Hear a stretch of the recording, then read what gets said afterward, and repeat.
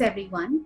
On behalf of the Center for India-Australia Studies and OP Jindal Global University, I welcome you to our first conference on enhancing gender representation on boards within India and Australia.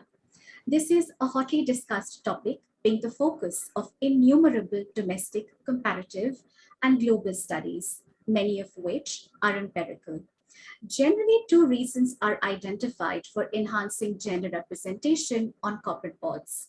First, gender equality, and second, improved board performance. Gender parity is a statistical measure embedded within gender equality, determining resources and opportunities available to different genders in society. For if men and women have an equal level playing field, resources should be equitably available to them, including income and upskilling to undertake directorial roles. However, as we applaud Australia's achievement of 33.5% women directors on leading companies in 2021, a steady rise from 29.8% in 2019, according to the Credit Suisse Gender 3000 report released in 2021, gender parity continues to remain an issue. For listed companies, the goal today has now become 40-40-20 in Australia. That is 40% men, 40% women, and 20% from other forms of diversity on the board. Having said that, one can't help marveling Australia's consistent approach to gender representation, notwithstanding the pandemic, and also celebrating sources of power within and outside companies that have worked tirelessly towards their targets. On the other hand, gender representation on Indian listed companies saw a marginal increase from 15.5% women directors on leading companies in 2019 to 17.3% in 2021. The global average of women directors on boards is about 24%. So India still has a little bit of a way to go. If an increase in gender representation is sought, a key question that arises for anybody who's working in this particular field is, who do we speak to if we really want to consider enhancing gender representation? Who is in power to bring about change, and where do we find them?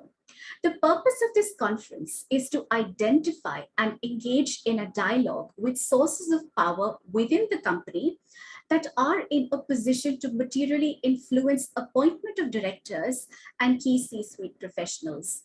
These include the board and individually its directors, the chair of the board and individually chair of the subcommittees, the nomination committee or similar subcommittees engaged in the process of recruiting directors. Of course, we call the nominations committee, which is entrusted with the task of recommending to the board potential directorial candidates in Australia. It's known by a similar name in India, which is the Nomination and Remuneration Committee. Another committee that needs to be considered for the purpose of C-suite professionals could be board committees engaged in the process of C-suite appointments, particularly in Australia, because they're known by different names. In India, the task lies largely with the human resources team. And of course, lastly, or the last source of power is the C-suite professionals themselves. Our purpose of including C-suite professionals in this particular dialogue is to understand whether there are enough women in C-suite positions to be considered for executive director roles. It is a delight to have an amazing lineup of speakers from different industries, but all of whom have at some point held a board position or continue to hold a board position, many of whom have also been in senior management roles. The format of the discussion today is to place a specifically curated question before each panelist, and that this particular question is curated keeping their experience and professional background in mind. The idea is for panelists from India and Australia to exchange best practices and provide suggestions to enhance gender representation on boards. With this background in mind, I am overjoyed to invite Mr. Michael Brown, Acting Consul General, Australian Consulate General Mumbai, as our guest of honor to say a few words and open the session. Following the introductory remarks by Mr. Brown, Professor Sean Starr, Director of the Centre of India-Australia Studies, will be moderating this particular session. Proud that this platform has been supported by the Australian Alumni Grants Program, run by the High Commission and the consulates here in India. It's most certainly a worthwhile cause, and it's inspiring to be here and to engage with you all. This is my second tour in India, and in my 5 years in country, I've had the absolute pleasure to get to know Sean and the team well, and to work closely with OP Jindal University. So thank you for bringing us together today to discuss gender representation within our companies and what internal drivers we can use to implement change. This is a very distinguished group and a distinguished and engaged group of panelists, and I can't wait to get into the nitty-gritty. I'm proud to say that while by no means perfect, Australia has a long history of support. We currently have our third successive female foreign minister, our third successive departmental secretary, and we've had a global ambassador for women and girls since 2011. I'm privileged to say that across India, 2 of our 3 consul generals are women, and our deputy commissioner is a woman. Across our broader leadership team here in India, there's also Jagirda. I'm only met with support. But at a time when bilateral relations are so high between our 2 countries, having just concluded a mini FTA and released an update to our India economic strategy, it's an opportune time for us to strongly promote gender equality and women's policy document between Australia and India, the comprehensive strategic partnership. It's also clear that learnings in this space and others must cut in both directions. Expanding linkages between our people, including on promoting gender representation and equality, enriches all aspects of our bilateral ties. At the Consulate here in Mumbai, we have a particular focus on promoting gender representation in business. We're in Maximum City and the heart of Indian business. We ourselves at the Consulate have committed and hold dedicated annual events to promoting respectful discussion on the issue. In the last 12 months alone, we've held leadership-driven discussion on professionalising women's sport and held workshops to challenge gender norms and stereotypes. We actively seek out and promote female business voices. We ensure we meet our panel pledge of 40-40-20.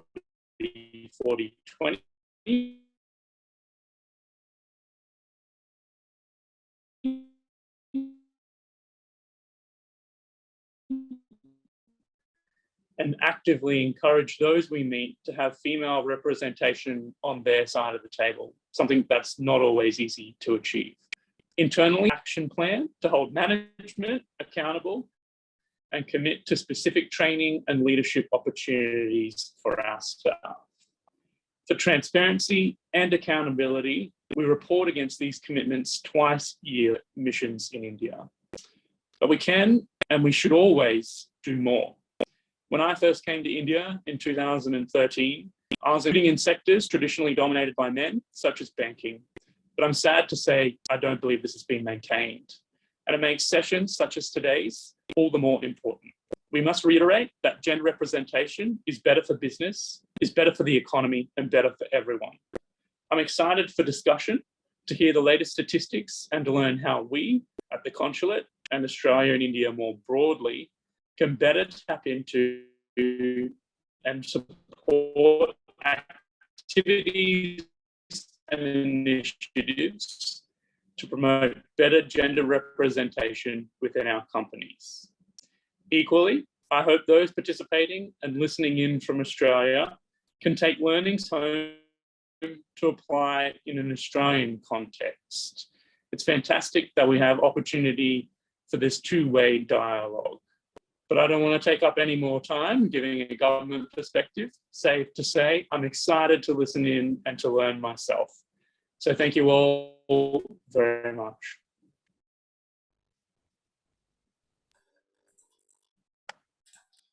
Thank you so much, Michael, for the introductory remarks.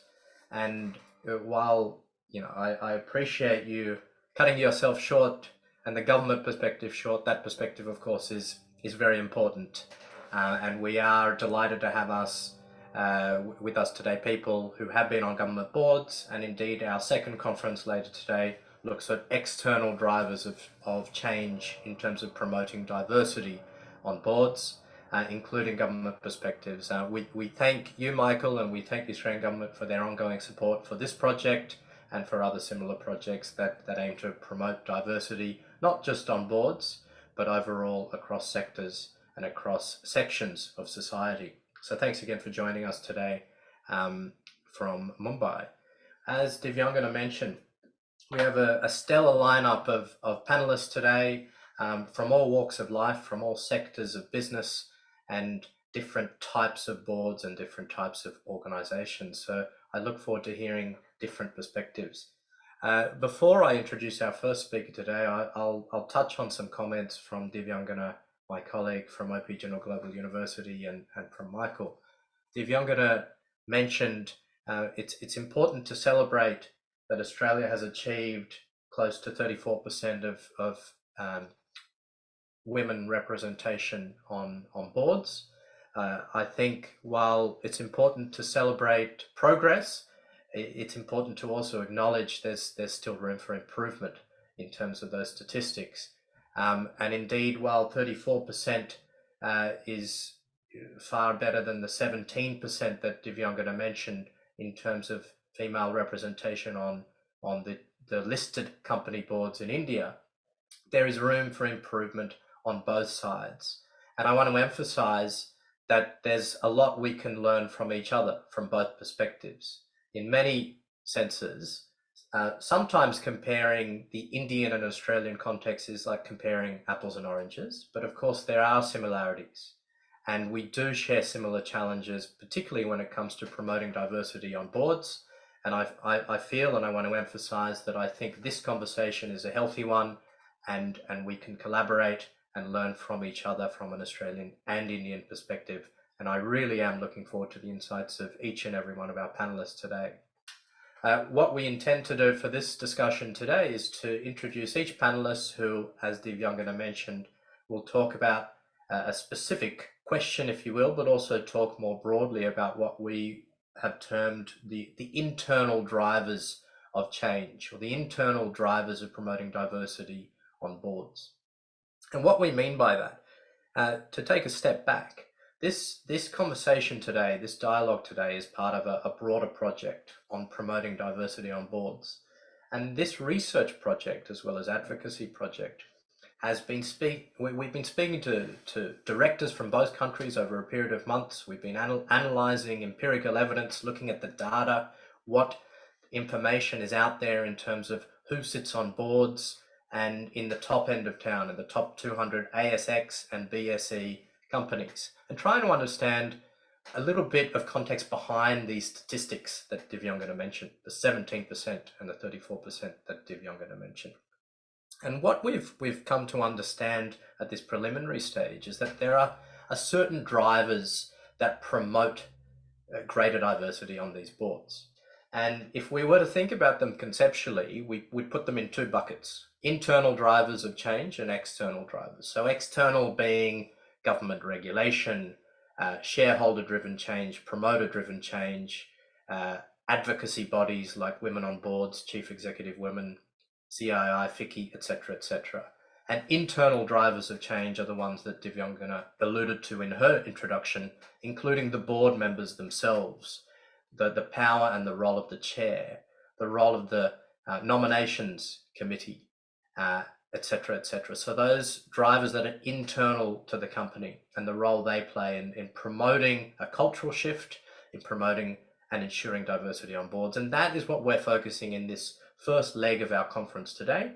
And for those who have time a little bit later on, after this conference, we have a nice 1 hour break, and we have another session which focuses on the external drivers of promoting diversity on boards. So with us today, we have a fantastic range of board members, chairs and former chairs from all different types of companies, as I alluded to before, to share their perspectives on the challenges and indeed the opportunities and strategies for promoting diversity on boards. The first of our speakers today is Fiona Harris, who's the chair of Barrington Consulting Group, the non-executive director of BWP Trust, and holds a number of other non-executive directorships on various listed companies in Australia, and will, I'm certain, give a very unique and important perspective on what the drivers of change are in terms of promoting diversity on boards, perhaps at the top end of town in listed companies, but even more generally. So Fiona, I'd like to, of course, invite your general comments, but also if you could consider and reflect on what suggestions or strategies would you make to companies seeking to appoint women directors for the first time, or to expand the proportion of women directors on their board, and also reflecting on the perspective that there are a limited number of women directors, and perhaps this limited pool that are often, for want of a better word, targeted to join boards, might lack capacity to join boards because they're fully booked, for want of a better term. And if you could comment on that pool of women directors and how a company seeking to increase their proportion of women directors might seek to do so. So I'll invite your comments on that, Fiona, and your comments more generally on the internal drivers of promoting diversity on boards. Thanks very much for that, Sean. And it's a great pleasure for me to be here today to join with you and talk about these important topics. I join you today from Perth, Western Australia, on Noongar Budja, which is the land of the Whadjuk people of the Noongar Nation. And I pay my respects to our First Nations people and acknowledge their custodianship of the land for the past 60,000 years. In dealing with the topic today, I'd firstly like to go back in time, and it's 2009. I'm sitting around the boardroom table of the Australian Institute of Company Directors, and we're reviewing the statistics that show the percentage of women on boards in the ASX 200. And we note that it's gone from something like 10.8% a few years earlier, and it's dropped down to 8.3%. Now, this is the time of the GFC, which had taken its toll. It appeared that one of the reactions to that for many companies was that directors just stayed put and new appointments weren't being made. Now, I'd been working as a non-executive director at that stage for 13 years. And in that time, I'd been on the board of an ASX 50 200. I was the state president for the AICD in Western Australia, but right at that particular point in time, I was not on any ASX 200 boards. Now, up until that point, the AICD had been particularly timid about the issue of getting more women onto boards. No one was prepared to put their head above the parapet and to say that it was something that should happen, except in the most general of terms.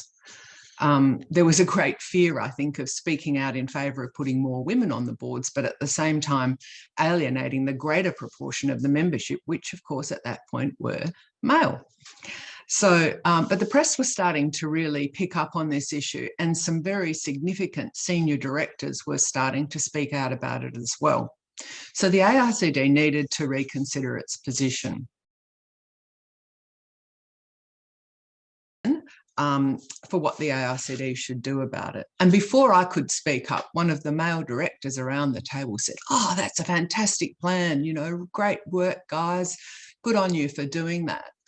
And I looked at that plan and I just could see that it was absolutely more of the same. There was nothing that was going to happen by implementing that supposed plan that was going to change a single thing.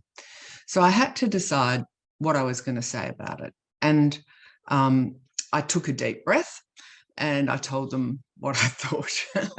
And that was that I was deeply disappointed at the lack of ambition in what they were proposing to do, and that I fully expected that there would be absolutely no change coming out of that, those actions. Fortunately, this was right at the time that a new chairman was taking over, and he was prepared to put his hand up and say that he would do more. So management were sent away and came back with a revised plan in November 2009. Now, there was still no mandates, there were no quotas, but at least there was a series of diversity initiatives, including one that said companies should set goals and policies and report annually on progress. There were some scholarships, and there was a proposal to have a chairman's mentoring program, which would match up the chairman of major Australian companies with board-ready women. The hope was that in doing this, this would open up those chairman's networks to these talented women candidates, but also it was hoped that it would open up the eyes of the chairman to the fact that these talented women candidates did in fact exist. So, and it actually pitched to the competitive nature of some of these people, these men, because it was, if you didn't participate, you weren't keeping up with the other chairman. So that actually was quite clever.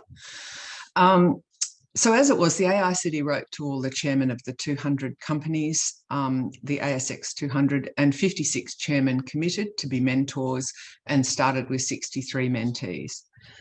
So I decided to be a bit bold, and I said, well, can I be on the program? And everyone sort of looked and laughed a bit.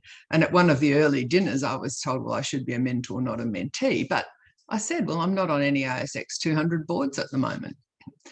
Fortunately, as things turned out post-GFC, more new appointments did occur. And over the space of the next 4 years, many women, including myself, were appointed to a number of ASX 200 boards.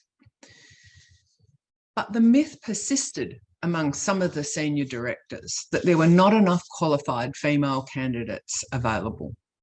And I believe this was at least partly because they would tend to approach the women who were already on the major company boards. As the pressure has increased on all ASX 200 companies over the last few years to have at least one female board member, I've found it extraordinary when I've been approached by, let's say, company number 198 out of 200 to see if I would join their board. Now, as a NED, I've personally found that my workload capability is around about 5 boards, and a lot of people find that that's a similar sort of a number.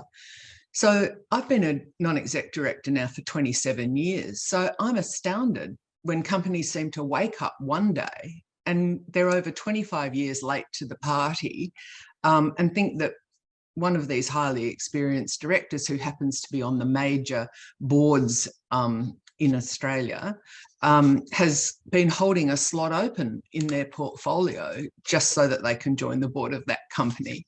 I mean, it's just staggering. So anyway, what can be done about this perception that there aren't enough women to serve? Well, just as a little bit of context, in Australia right at this point in time, we actually have a general shortage of people at all levels in the workforce. So I'm finding with my own companies that whereas those companies would previously hire people based on experience, they're finding that they're now having to recruit for people on based on values and potential. And they're going to have to invest the time in training people themselves. Now, that's actually not a bad thing, because at the end of the day, having people aligned with your organisational values and developing people to their full potential are both absolutely good things. Now, in relation to recruiting directors, I've always been of the view that you should be looking for the 3 C's, which is character, competency, and commitment. And in the current circumstances, that probably still holds. It's absolutely the case that the first thing you should look for is character, by which I mean, are you a team player? Are you a person of high integrity? Are you aligned with the company values and purpose? All of that stuff. But if you're a listed company that is only now starting to think about recruiting women to your board, then you might find that it's difficult to get candidates who actually can demonstrate the competency of being previously a listed company director. So what to do? Well, I would argue that you can certainly find in all of the skills and tasks that are involved in being a director, including perhaps executives who report to the board in large organisations. And I think potentially you can find people with a track record of experience in being a director of other types of organisation, such as private companies, not-for-profits, professional firms, and government. And so long as that person has the 3rd C of commitment to learn and invest the time, then they'll get there. I mean, that's obviously what had to happen, you know, when those of us that started out 27 years ago started out. Someone had to take a chance on us. I'm pleased to say that I think this is in fact occurring, because in the year to the 30th of June 2022, 53% of the female appointments to the ASX 300 were new, which is great. Another thing to consider is the brief that you're trying to fill. Being very careful in how you define what you're looking for is critical. I mean, we can all write a job description looking for a unicorn, particularly if we don't really want to find one. So I think in the early days, there was a bit of that kind of thing happening. If you say that you're looking for an underground mining engineer with 15 years experience over 3 continents, aged 40, who has public listed company experience, you can pretty much guarantee that you won't have any female candidates. So slicing and dicing the job description in different ways so that not every attribute you're looking for has to be found in the same person is far preferable.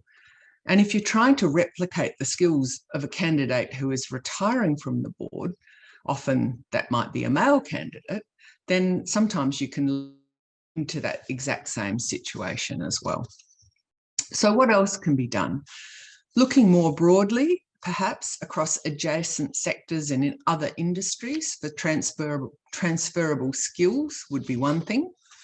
Not relying only on the networks of your own board, but engaging more broadly and considering utilising search firms. Not accepting a search firm saying there are no female candidates in the first instance.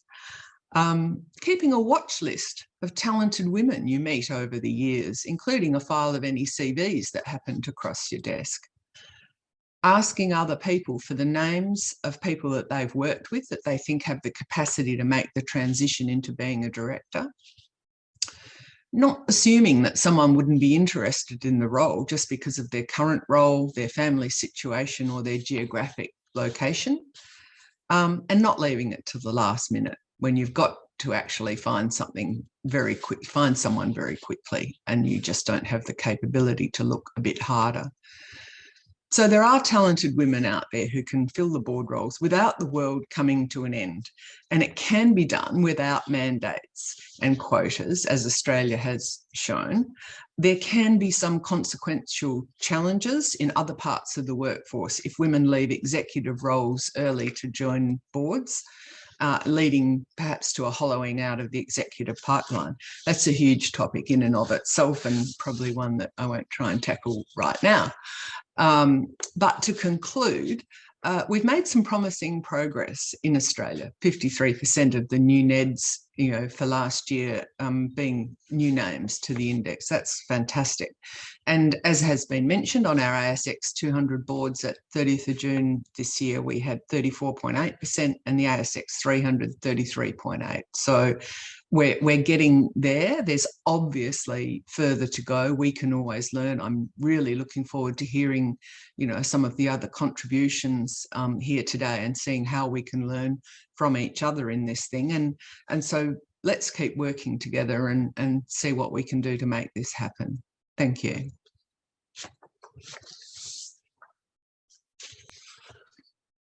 Thank you very much, Fiona, for those really rich insights, sort of coupled with very interesting statistics as well. That 53% of new NEDs is a fascinating one, and really goes to the root of that initial question. So thank you for that, and some very interesting and relevant recommendations and strategies as well that, as board members, we can implement, as companies we can implement, moving forward as well. So I'm sure there'll be more questions later, but I'll now move on to our next speaker, Belinda.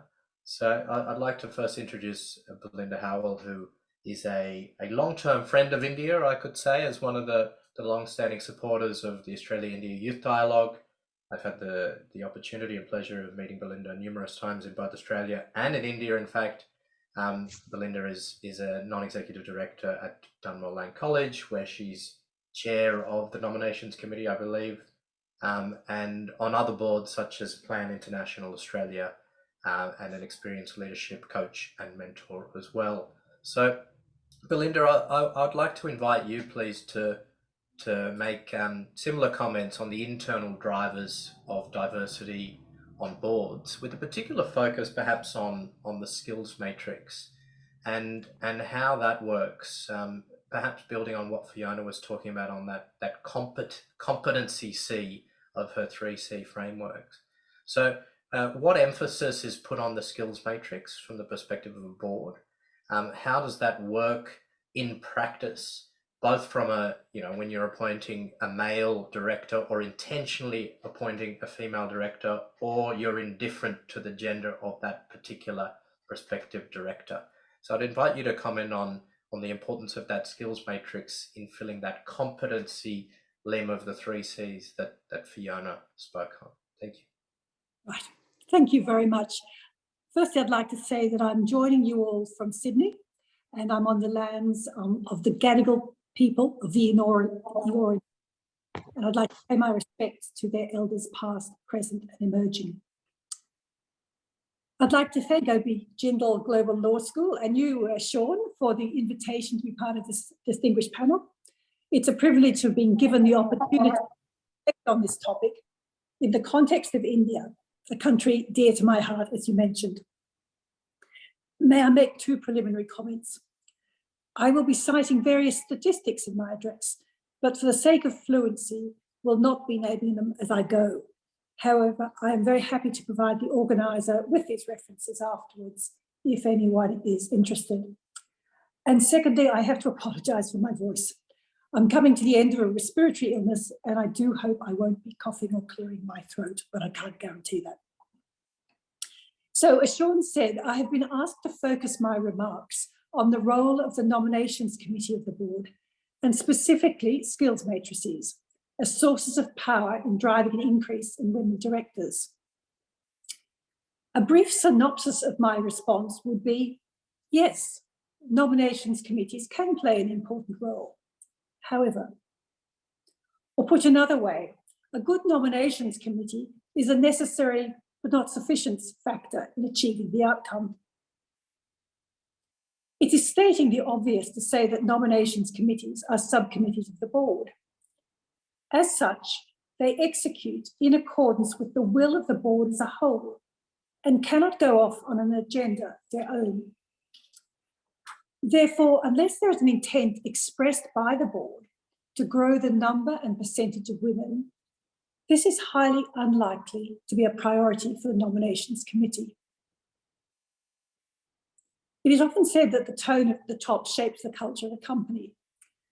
Nowhere is this more obvious than in the chair's shaping of the board. Unless the chair takes matters of diversity and inclusion seriously and advocates accordingly, the likelihood of change is slim.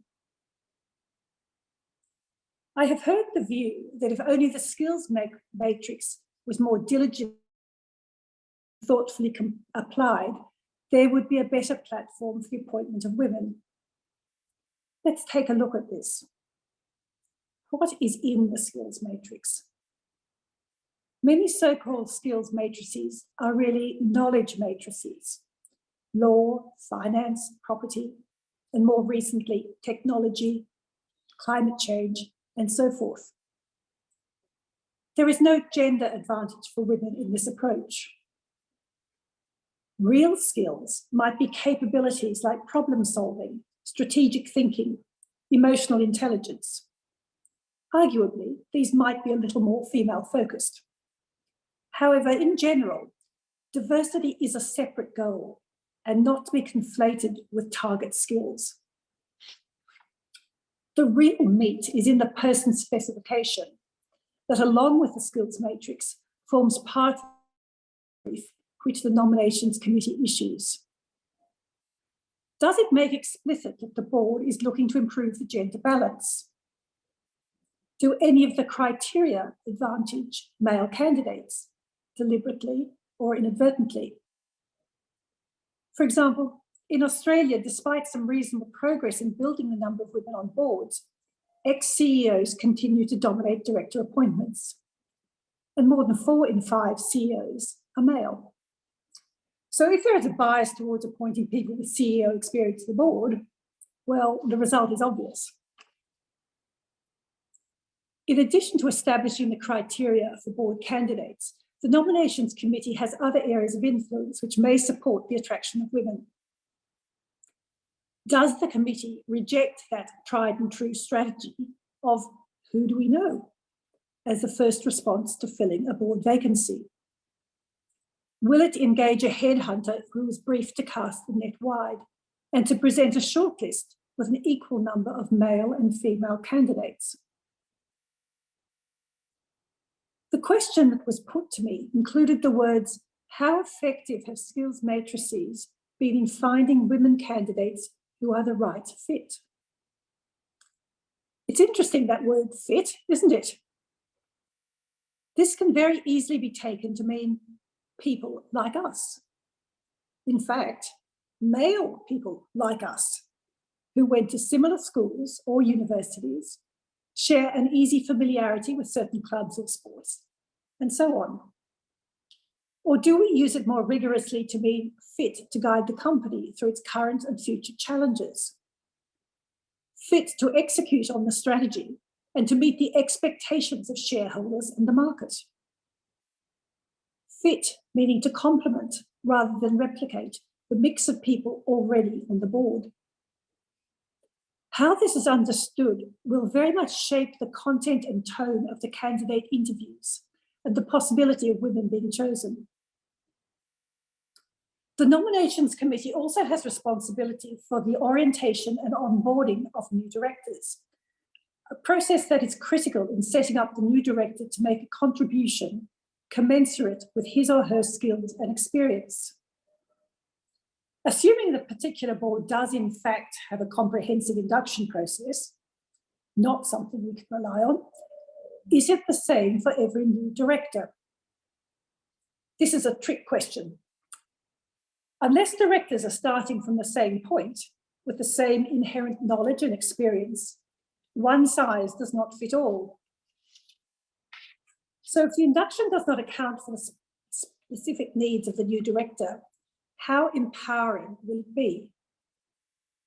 Women, people from other cultural backgrounds, and others who don't mirror the established mould will not be starting on an equal playing field. The nominations committee can support the process of female representation by ensuring that the board is planning its pipeline of directors in advance. A last-minute scurry to fill a vacancy invariably compromises good process and is likely to result in, who do we know? And I refer back to Fiona making exactly the same point.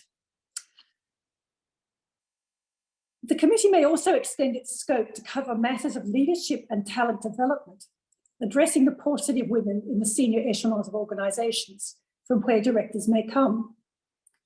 If the committee takes on the mantle of advocating for greater gender equality in the organisation, it can also ensure that policies and processes do not perpetuate bias and fix the lack of visibility of women in leadership across the organisation.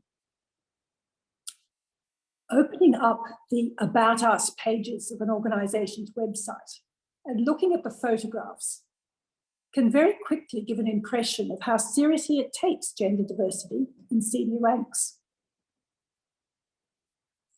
I would now like to share a few comments about gender representation in our respective countries, with the caveat that my knowledge of the debate in India is somewhat limited. Our countries have different approaches, as Sean has alluded to earlier in the presentation. In India, regulation has played an important role in helping kickstart the gender diversity debate for boards, with the Corporations Act mandating at least one woman director in companies of a certain size since 2015. While considerable progress has been made, 73% of companies had appointed only the minimum mandated requirement as of 2020, making the average of women on NSE boards a mere 1.03. Public sector undertakings have lagged other categories of companies on the Indian Stock Exchange. This contrasts with the Australian situation where, in general, the public sector leads on such matters. And in fact, Michael alluded to that in his introductory remarks. In 2016, the Australian government committed to a target of women holding 50% of government board positions overall, and at least 40% on individual boards. Steady progress has been made, and this target is within a hair's breadth of being reached. In the private sector, the language of targets is also used, albeit lower ones. The Australian Institute of Company Directors reports against the milestone 30% women board members, while it and other groups advocate 40% in a 40-40-20 formula. The gender representation of the top 300 companies on the Australian Stock Exchange is routinely listed, and it is no longer acceptable to have an all-male board. Naming and shaming is the preferred strategy for influencing change. While there is still a long way to go with women's representation, other diversities are becoming increasingly discussed, such as age, disability, and cultural background. Which brings me to the concepts of critical mass and tokenism. In Australia, the push for more women on boards began with and remains grounded in the perspectives of fairness and equity. Over time, this argument has evolved to one that links board diversity with improved financial performance, and this is echoed in the various Indian reports I have read. For this to occur, however, the voices of diverse members of the board must be heard. Unfortunately, there is no more tokenistic number than the number one, unless it's one of two. How much impact can one person of difference, whether that be gender, culture, age, even an otherwise homogeneous group, have? Particularly a group such as a board, where protocols require collective decision-making and collegiality. Researchers showed that the critical number of the minority group of significant content within a larger group is 3. In the Indian context, I note that only 4% of companies have appointed 3 or more women directors. By contrast, 91% of companies have more than 3 male directors. It is clear where the critical mass resides. I cite these statistics not simply to observe that there is a way to go, but as context for my overall perspective on sources of power and drivers of change. My conclusion is that an effective nominations committee, along with its various actions and mechanisms like skills matrices, may play an important role in achieving gender equity at board level, provided that there is strong commitment from the chair and from other board members, and that there is already the beginning of a critical mass female representation on the board and on relevant committees. Where there is but one woman on a board, or none, I can only conclude that there is no serious commitment to change. And in such circumstances, it seems to me that the internal drivers of change, which we are discussing in this section of the conference, can have only limited impact. It will be external drivers, which we are discussing later today, that will need to be invoked to achieve the change that all our companies need. Thank you.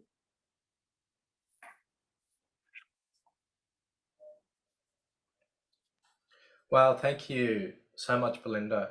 Again, some amazing techniques, challenges, strategies, complemented by some really useful data there. And you know, I've taken a lot of notes, and I expect there'll be some follow-up questions. But your comments tie quite nicely into our next speaker. We've got Dr.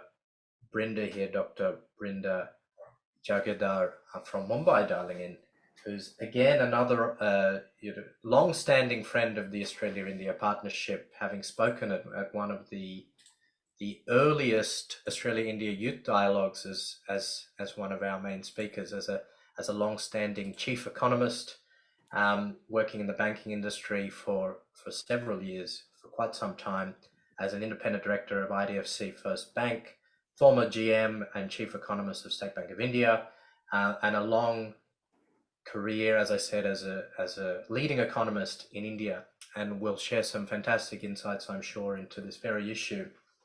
And Brinda, we've asked of you a question that, as I mentioned, flows on quite nicely from, I think, Belinda's comments on this tension between striving for a critical mass as against this idea of tokenism, which from a regulatory perspective in India, as you know, requires or mandates one independent woman director. So stemming from that, in your experience and from your perspective, what role does the Nomination and Remuneration Committee have in terms of the appointment of women directors beyond this idea of the token appointment of one director to achieve what Belinda coined as the critical mass? And how can this process be transparent, or indeed more transparent? Belinda also touched on this idea in an Australian perspective, particularly at a listed company level, of disclosures, and this idea of naming and shaming companies who really only have this token appointment and are not yet achieving this voice, this critical mass and change of culture. So what role can the Noms Committee have in achieving that transparency and striving towards that critical mass beyond this mandated one woman director?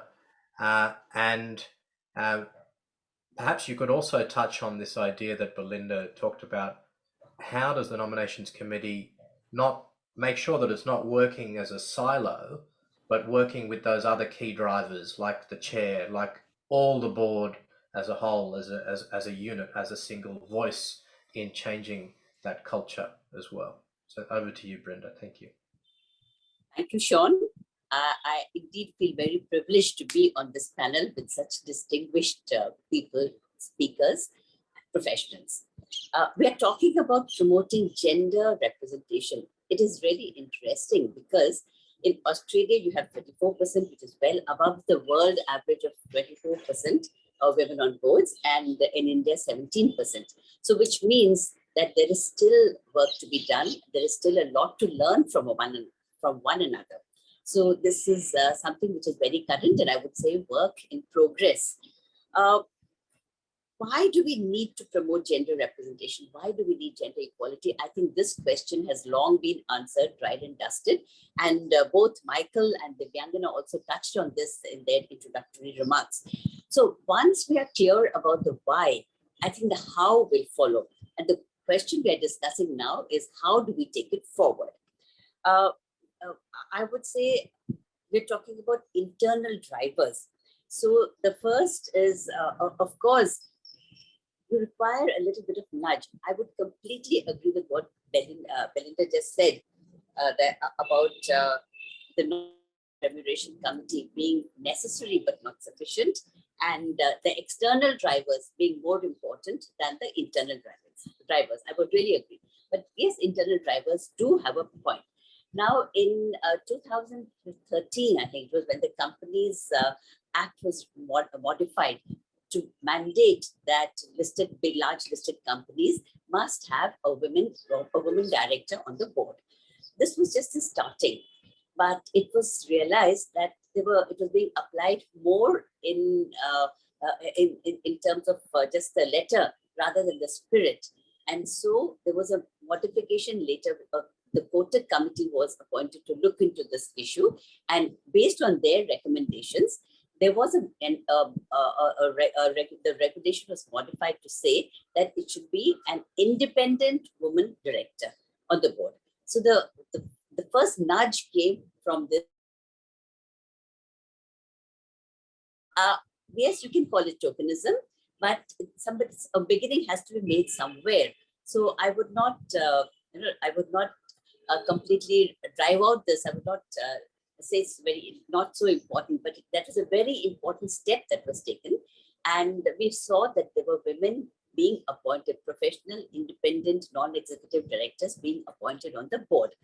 Now, do we have a talent? Are there enough women professionals? This was another question that was asked over here.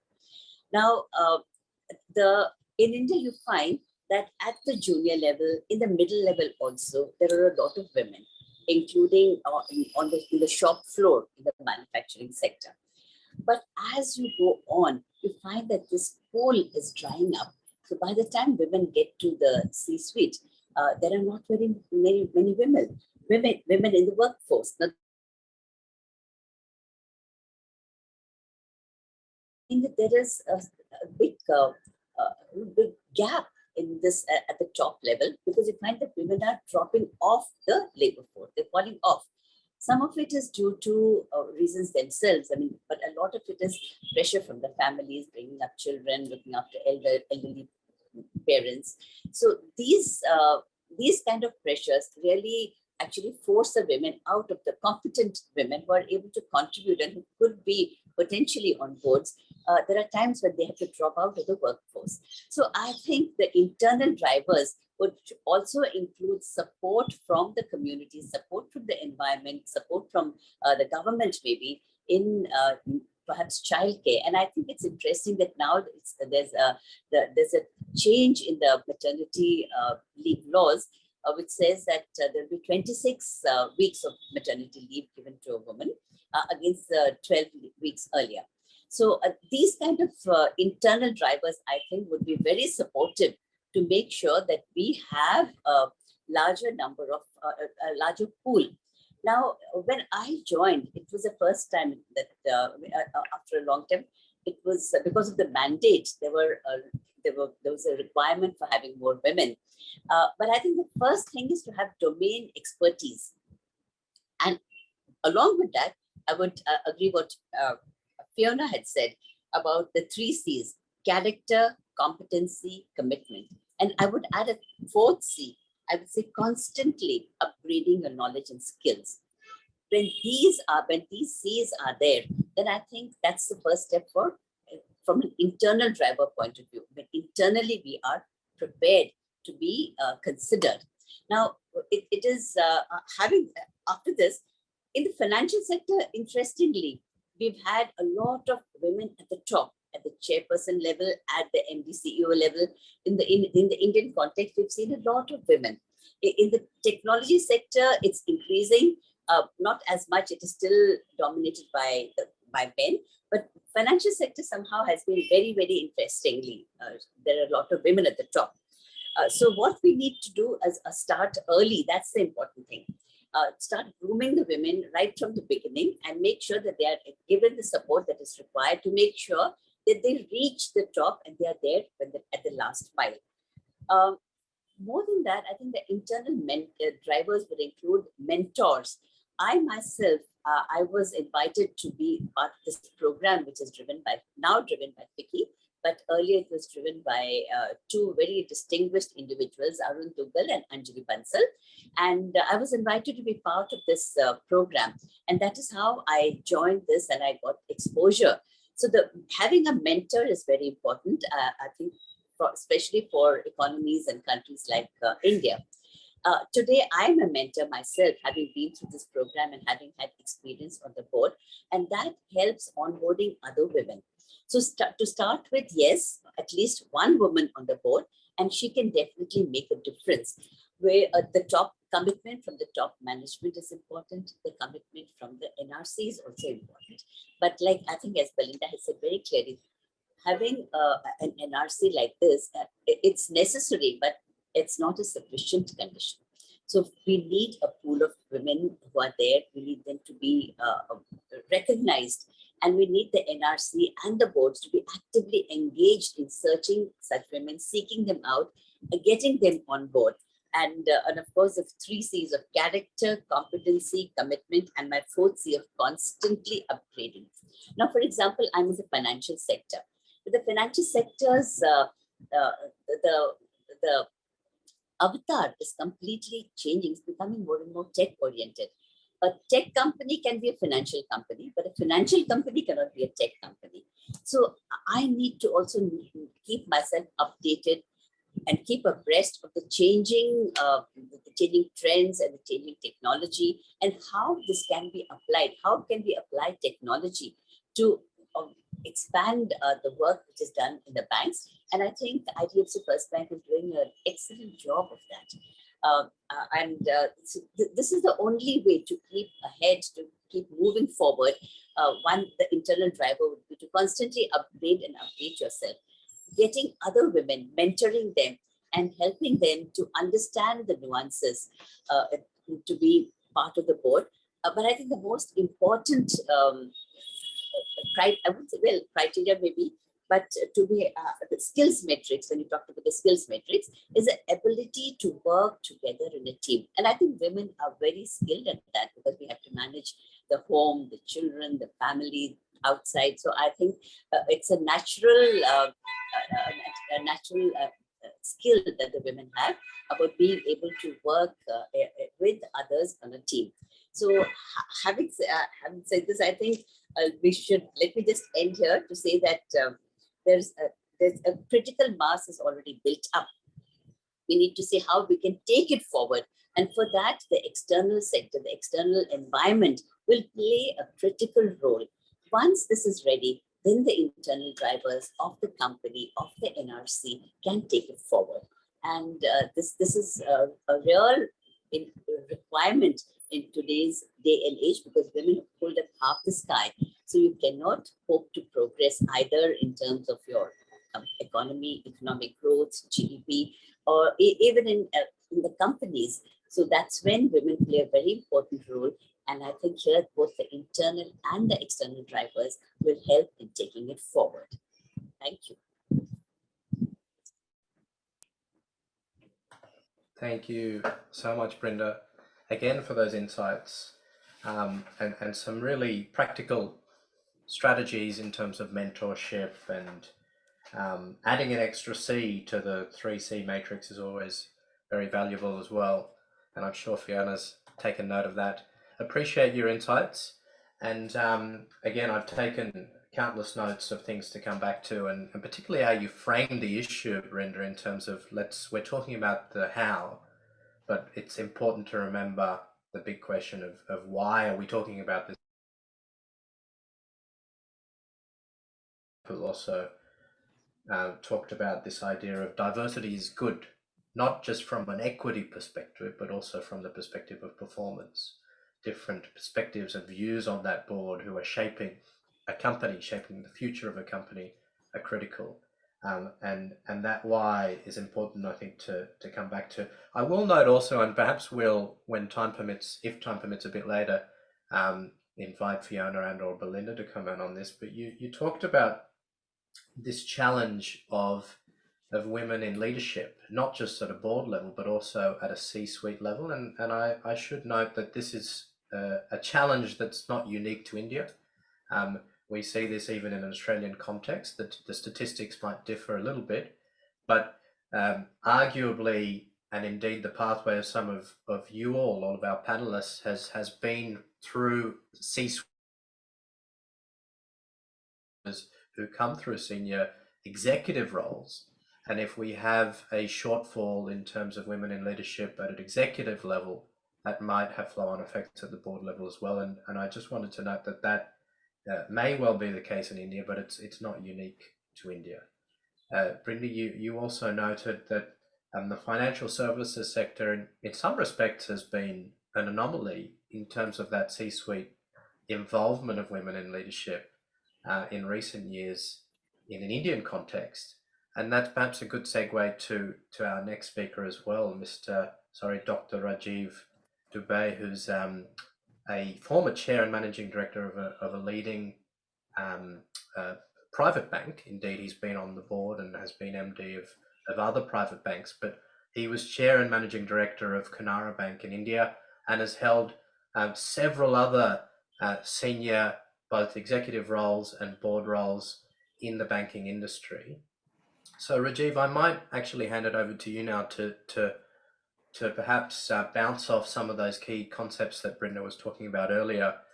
But perhaps given your involvement and experience in the banking industry and indeed in government companies, reflect on those types of organizations as well, because from our preliminary research, some of the larger MNCs that perhaps have international cultural exposure, for want of a better term, may have a higher proportion of women on their boards in an Indian context.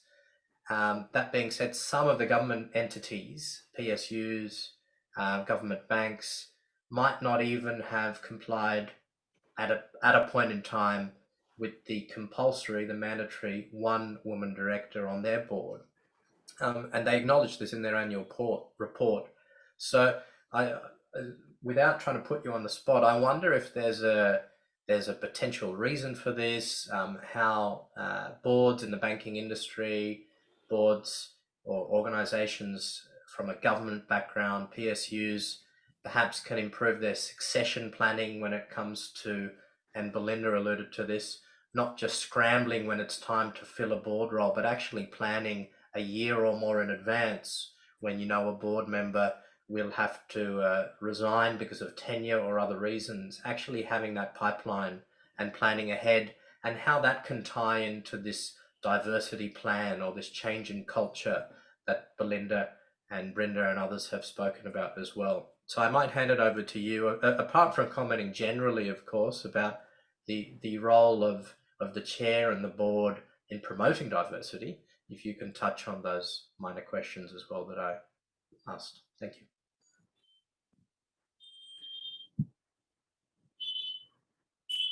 Oh, Rajiv, we've got an audio issue at the moment. If you could try. You're on mute.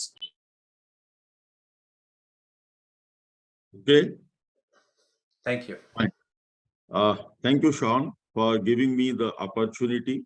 Well, I would address the question that you have raised. I only wish I don't turn out to be the only odd man out of the competent ladies group, which are in majority here, 4:1. Fine. It doesn't matter actually. I always feel that it is your views or it is your opinion or how you proceed that matters more. With that in view, I'd like to put that, the responsibility for these, internal factors is both equally internal as well as external factors. We shall be focusing only the internal factors. Well, as it has been, you said that I was in private sector. No, I was all through in public sector. Canara Bank is the leading public sector bank of the country.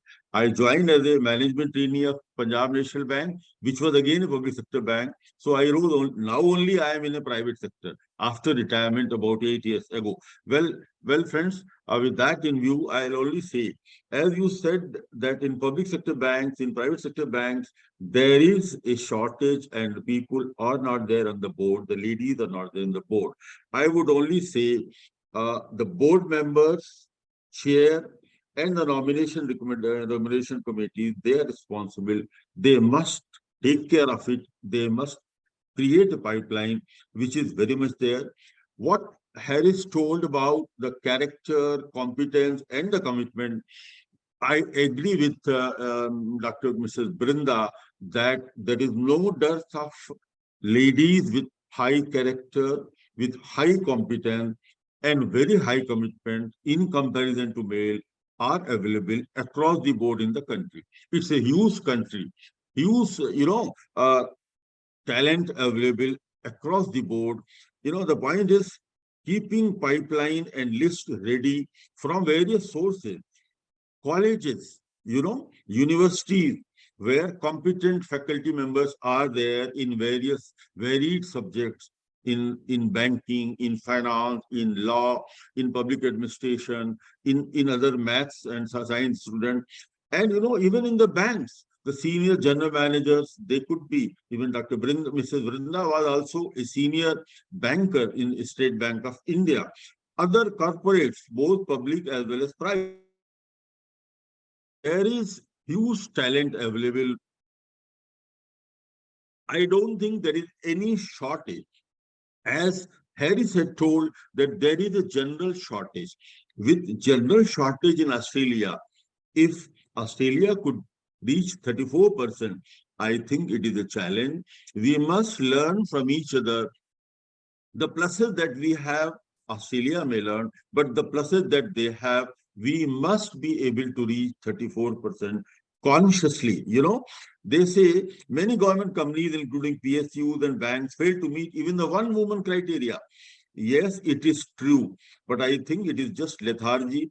It is just, apathy of the MDs or the other members of the board, where they are not either creating the pipeline or using on tap the facilities available, the N number. Can suggest hundreds of them. Why do they do? Perhaps there is no inclination.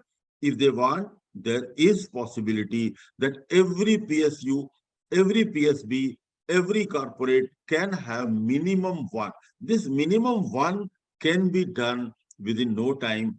Perhaps, what name and shame you have been telling, maybe the serious efforts not being made, need for some action, maybe some penal provision. See, if you dilute, like, some time back, they put a condition that chairman and managing director positions, I was both CMD, that now they have been segregated. Chairman is separate, who could be non-executive chairman, and managing director could be appointed as the CEO. Now, some of the corporates didn't implement. Ultimately, the regulator amended the criteria instead of imposing. I'm just naming why they were not doing. If it has been accepted, adopted by the country to go with X norm, it has to be implemented. It has to be put in action. So with that in view, I'll only say a few points. The sharing the best practices, particularly in relation to the developing a pipeline of women C-suite professionals, the executive professionals, the board. I told the chair, the board members, and the nomination committee, they have the responsibility out of the internal factor to generate a pipeline. Before we discuss best practices, it is important to understand why high potential women do not themselves choose to enter business at the same rates as their male peer. For those who do choose to enter, we need to understand why these professional women exit at greater rates than do professional men. With this insight in hand, we can create new programs and pathways for supporting women across all phases of their career. There are three key decision points or the pivot point where women face issues that are unique biologically and culturally. If we can, especially in India, although it is across the board, if we can find new and better ways to support women through these pivot points, we can increase the flow into the senior executive rank without any hassle. Following are the pivot points. One, start of career for the women, 20s and early 30s. I am demarcating it into three parts. Many capable women are opting out of business in their early 20s and 30s. Most of the premier business schools have only, I have done the research only in India, only 1/3 of female application. So the initial talent pool itself gets skewed towards the male gender. Although this has been changing of late in IIMs and IITs.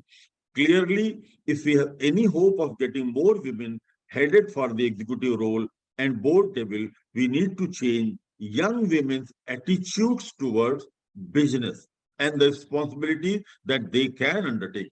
Right from the start of their career, today's female college graduates earn less than their male peers, according to research. Even in the supposedly more developed Western economics, this is found to be true. Data from elite institutions such as Princeton and Harvard show that upon graduation from college, women start out earning on average about 80% of what their male peers do. So an early disparity sets in already. What could be the possible solution? Let us just examine. We need to change, the society needs to change young women's attitudes towards the business. We also need to change the dialogue among young women, especially those at our top colleges, graduate schools, universities. They have a big role about how to use their career launch year in a way that maximizes their chances for long-term career success. My friend Divyangana has a role there, a substantial role in the universities, colleges. This mentorship can be done. The mentorship which was being mentioned by Dr. Mrs. Brinda. Second, the first was the start of career, 20s and early 30s. Now I take the mid-career. Mid-career marathon, sustaining focus in your mid-30s and 40s. This is very important. Look at it. Social needs of raising a family clash with the growing demand of job. Indra Nooyi, everybody knows, rightly said, career clock, I quote, and biological clock are always in conflict. When you have to have kids, you have to build your career. Just as you are rising to middle management, your kids need you because they are teenagers. They need you at the time of growing up for the teenage years. At this point, many well-educated, I know a lot, career women, especially if paired with a well-educated employed man, make the calculation that it is just not worth it. I can name some top people, but I won't prefer to name here, economically or emotionally, to stay in the game. They prefer to rear the children for better career, better education. While if the facilities of creche and other facilities are evolved properly in the country, even those things could be addressed. The possible solution at this age of 40s and 50s could be, part of the solution clearly lies in our ability to improve the availability, affordability, and quality of child and elder care. These two things, elder parents, elder grandparents, because longevity has gone up because of improved health condition. The child is being nurtured, growing, as has been demonstrated in Denmark, Norway, and Sweden. I am naming deliberately 3 countries. All these 3 countries have significantly high female workforce participation. They have the best of the child and elder care. If this could be replicated in India, perhaps this could be done. I'll just quote here, the Melinda French Gates recently told, government need to make sure women have true economic power. And she quoted for that, the women have to have, you know what, the best health facilities, best child care facilities. Similarly, Honorable Prime Minister of India also said, decoding PM's idea of women power at work. It has been proved with a lot of data. I have the data because the time won't permit that women do seek flexible, hybrid work policies. They need better healthcare. Now, in the Amrit Kal going on, that is the 25 years remaining for 100-year century of Indian independence, and they want to improve these two areas. They are being addressed by the government also, the child welfare and also women health. The challenges are increased investment in education, health, and training to create more opportunities for women to be employed productivity.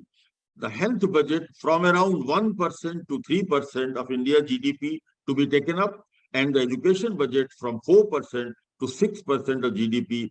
This will create decent jobs and improve the quality of growth and the pipeline that we were talking available.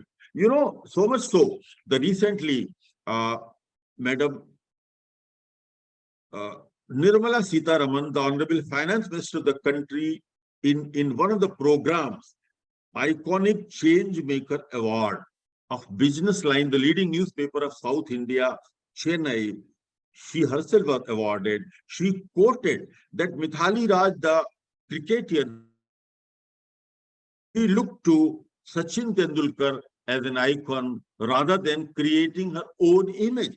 Although by this time, she, the Jhulan Goswami, they have created their mark in the country, all over, throughout. In that conference, the Iconic Change Maker Award conference of BSE, Nirmala Sitharaman said, you need profits, get women on the board. Look, the finance minister telling the corporates, Nifty 50 companies, you know, there is a Nifty and Sensex in the country. Nifty Sensex companies have been often hired the same women for their board. There are also attempts to evade the mandate to include women in board. She said, all this is being noticed and tracked. Just no excuse. Speaking at a women directors conclave at the Bombay Stock Exchange, the minister said, there is just no excuse not to have more women in top corporate posts. We cannot be ignored any longer. And she finally concluded there was a need to widen the pool of women directors and said, average profitability of companies, there is a data quoted by her, average profitability of companies with more women directors, one or more, was higher by 43%. Look, 43%. And companies with non-diverse board showed a 29% decline in profitability. So she concluded, you want more profits, take more women on the board. This could be a tagline also. Now, this is how I would like to comment on this. Going further, other solutions could be at this stage. We need to find ways to coach high potential women, coach mentoring as they prepare for and navigate the mid-career marathon year. We need to help these women invest in building a sustainable professional network and friendships among fellow career women. The mid-career marathon is not the time to be flying solo, but too often women in this place feel that they have no choice. Look at it. My mother never did job. My mother-in-law never did job. My wife also didn't do job, although she was talented, a gold medalist in botany. My daughter is doing job. I feel happy. She is growing in the career. My daughter-in-law is doing the job. So the present generation, there is a change of mindset, which is really being reflected in growing number of women coming to the board position. The last point of which I mentioned, the executive transition, where Indira reached, where Dr. Vidra reached, where Kiran Majumdar-Shaw reached, where a lot of such women who are at places they have moved. The executive transition, taking up the senior leadership mantle in the late 40s, 50s, and beyond. Now, this is a different period, third period. Being in the senior executive position, what we call C-suite position means broader scope, more responsibility, more meetings, more travel, and yes, more politics also at the top level, often, not necessarily. All of this translates into more time spent working and more time spent thinking about work as one navigates increasingly complex jobs in more nuanced circles. But even many of these women never make it past this hurdle, either by design, a phenomenon more commonly known as glass ceiling, or by choice. For women who opt out by choice, research finds that in contrast to peer men, many women at this stage are not as motivated by achieving more money or bigger title. So look, this is the point where what we need to do, the possible solution. Sean, do I have time? Okay, I'll carry on for some more time. For women who have made it this far, moving past this decision requires a combination of motivation and opportunity. Continue to push boards to hold CEOs accountable for annual strategic talent review, a key aspect of best practices in succession planning. Annual strategic talent review. This review should include a deep dive on executives of diverse backgrounds, including women, and not just at one level below the senior executive, but 2-3 levels down as well, to prepare the pipeline and do the succession planning. If a board is really serious about the diversity of the senior executive, whenever a high potential woman or minority departs, board members can require an exit interview and detailed postmortem. We also need more forward-thinking firms where we have reached a game to the highest level, means beating the odds. It will take both more attention and deeper intention for one to succeed. Thank you very much. In the next round, I'll have some more points. Thank you, John. Thank you very much, Rajiv, for sharing your perspective and those rich insights. You know, and including how you've set out a bit of a framework there in terms of the different stages and challenges at each stage. And I'd be interested in hearing and bouncing some of those ideas around among our panel shortly. It was interesting again how you reflected on one of Brinda's comments earlier about the importance of institutionalizing you know, things like childcare and increasing investment in health and education, and these are debates that we're indeed having in Australia as well, including at the moment in terms of creating policies like the ones you referred to in Scandinavia and other parts of the world, which enable women and men, in fact, who are parents, to not have to necessarily make the sacrifices that you're talking about. So it need not be one or the other in terms of a hindrance of following a professional pathway. But again, I'm interested to hear comments on others on some of those views shortly, and I thank you for sharing that. What was interesting as well is your comment on generational change in terms of the cultural change, and I'd again be interested to hear the views of the panelists on whether that is similar or if there's been a similar cultural shift from an Australian perspective. So if Belinda and Fiona can perhaps reflect on that, and we'll bounce back to that shortly, as well as your anecdote about Mitali Raj and others, wherein some of the role models and change makers of today used to admire and look up to perhaps male change makers and role models in their particular industry or sport or art, whatever you'd like to call it. But indeed today it's you know, the Mitali Rajas and the Kiran Manjunder Shaws of the world who people look up to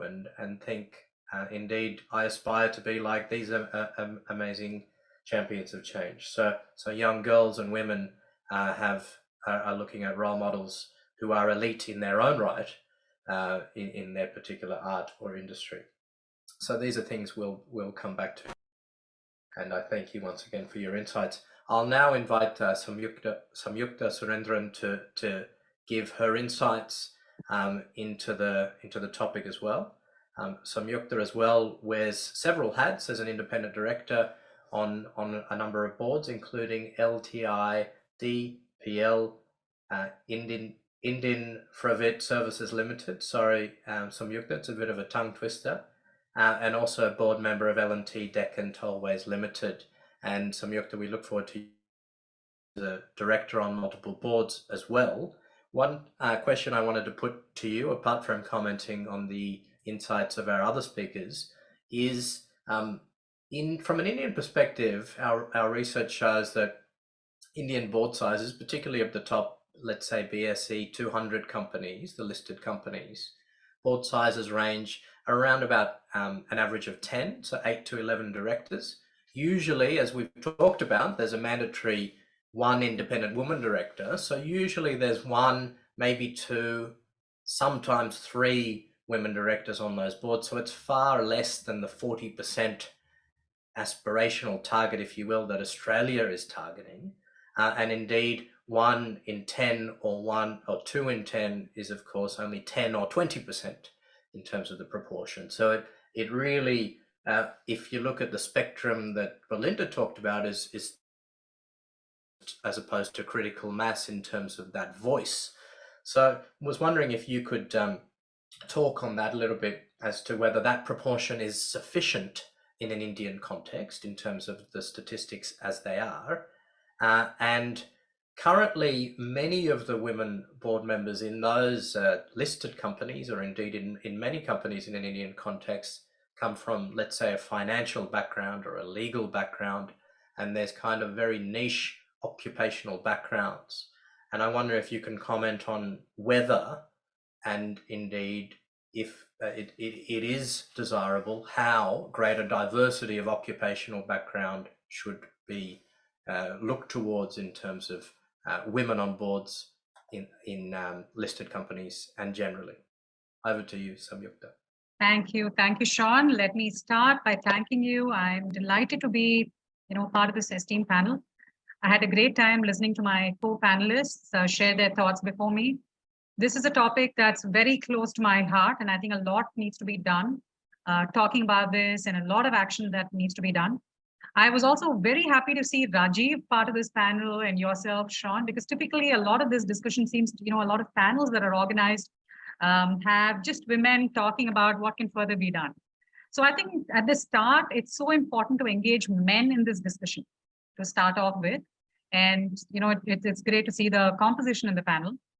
So as you said, yes, the fact that gender representation hovers at a 1 or a 2 or an occasional 3 directors on the board is vastly indicative that these directors have been brought on board merely to meet the Companies Act mandate.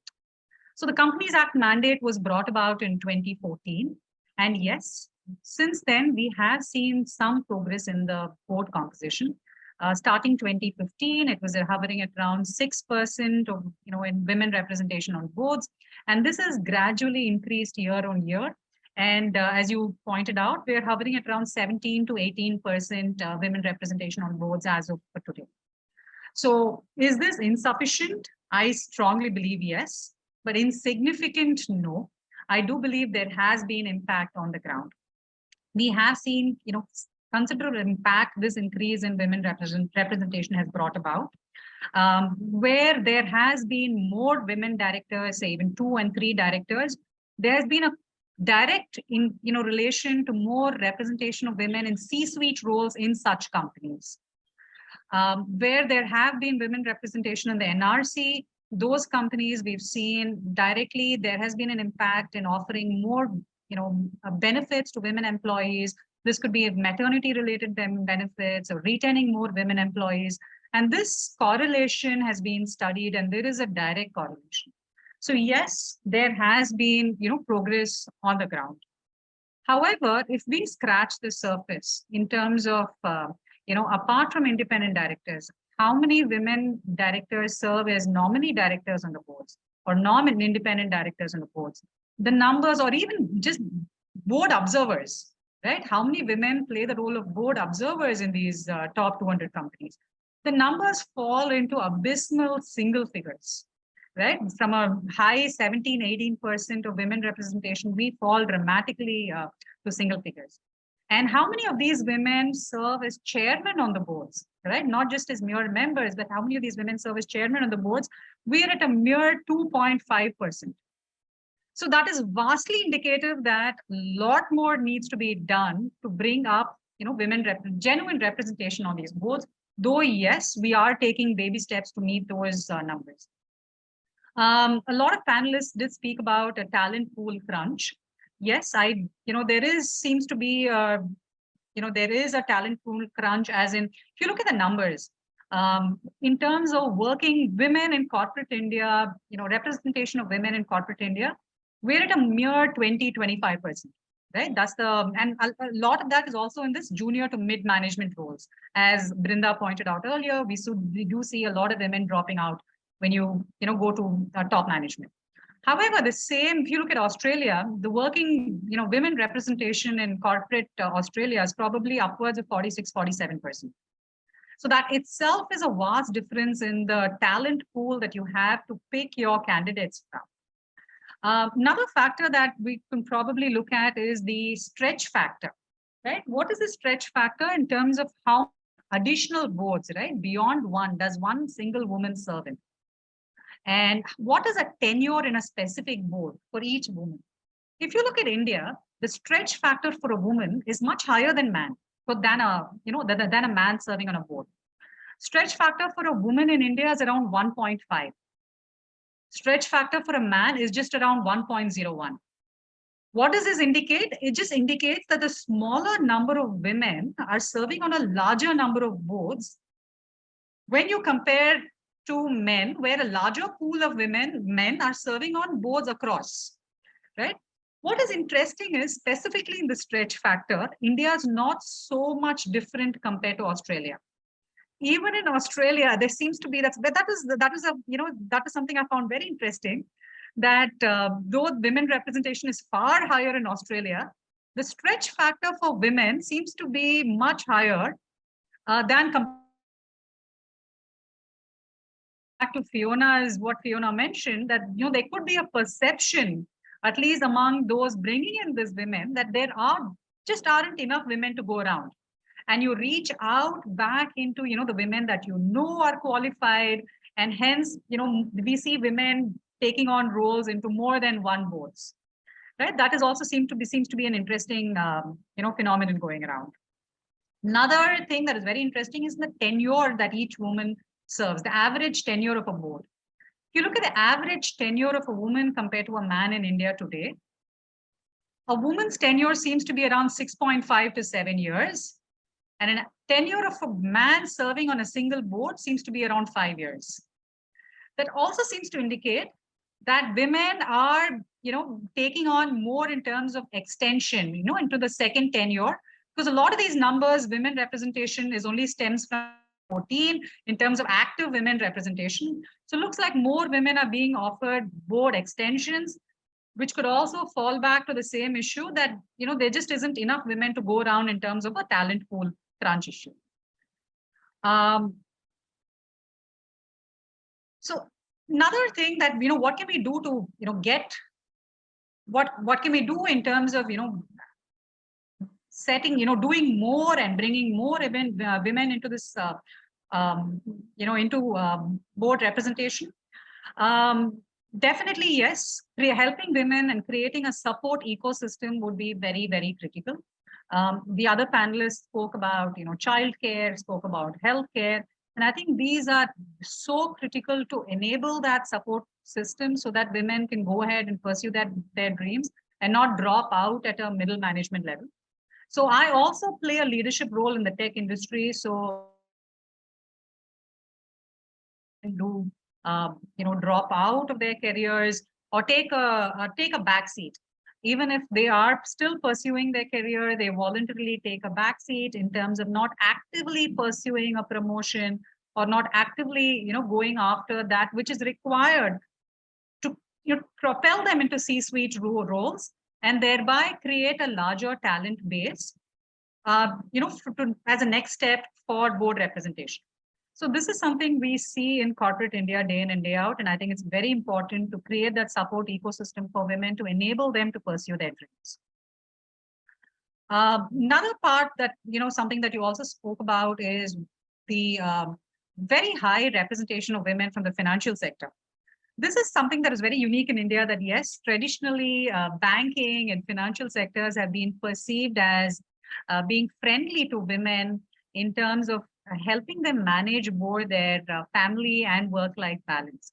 Brinda had also mentioned this, where yes, in India we've seen a large number of women from the banking, and financial sectors scale heights. Technology is now catching up, and I think other sectors like manufacturing have a long way to go to catch up.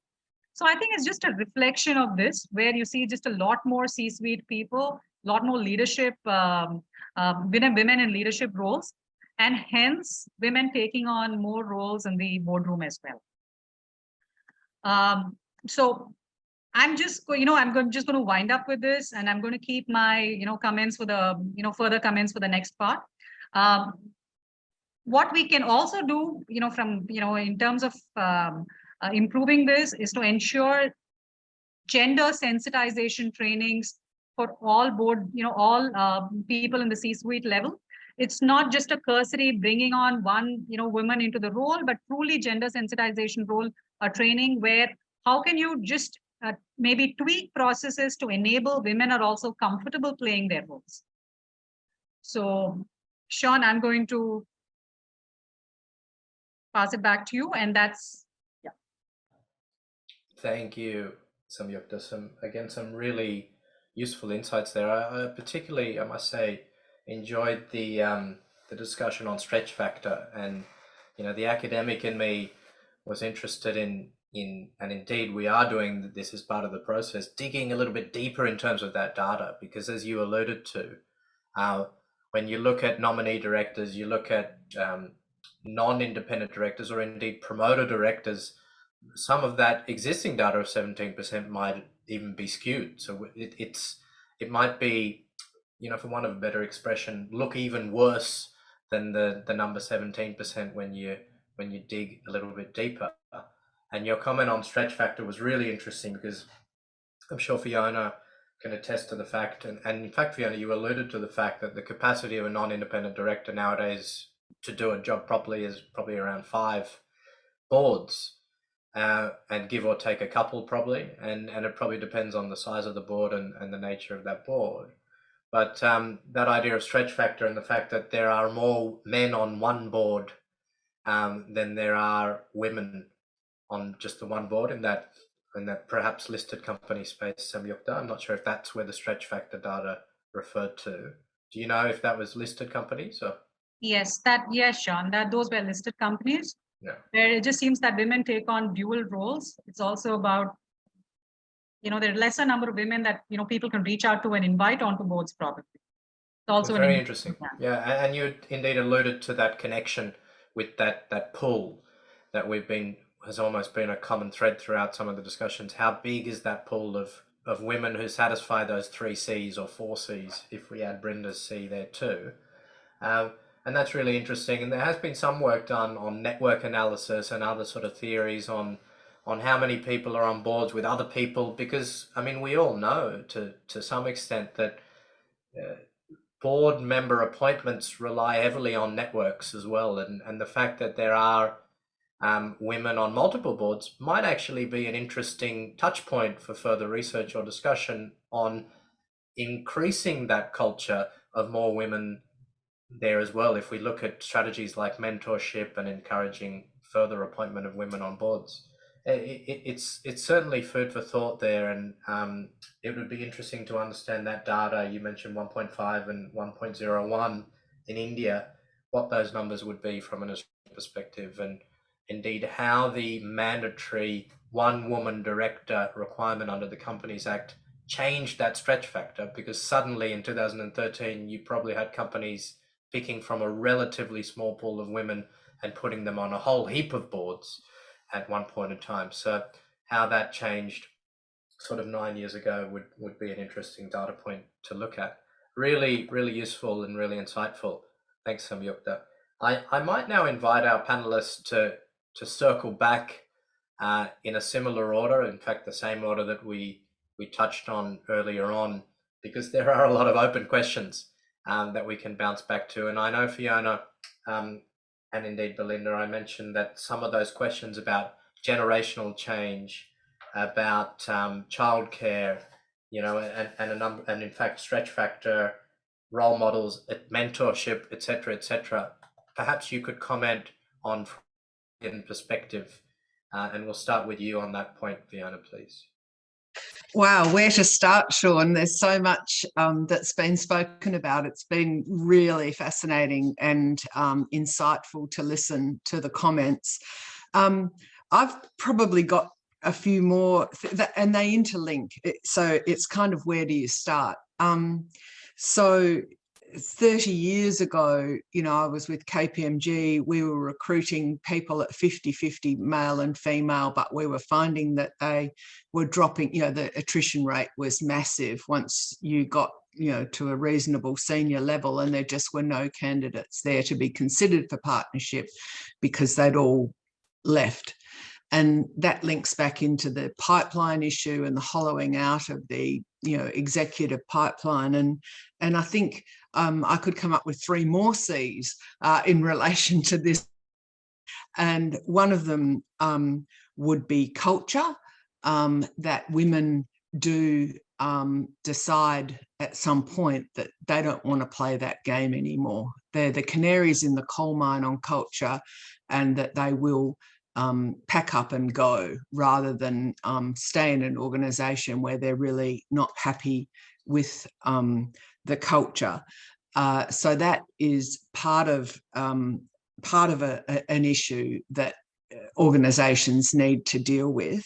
And then caring, because as we've said, you get caught in that midpoint in your career where you might have children, you've got elderly people to look after as well. And unless we can see societal change happening, that there's still a view that the children are the woman's issue.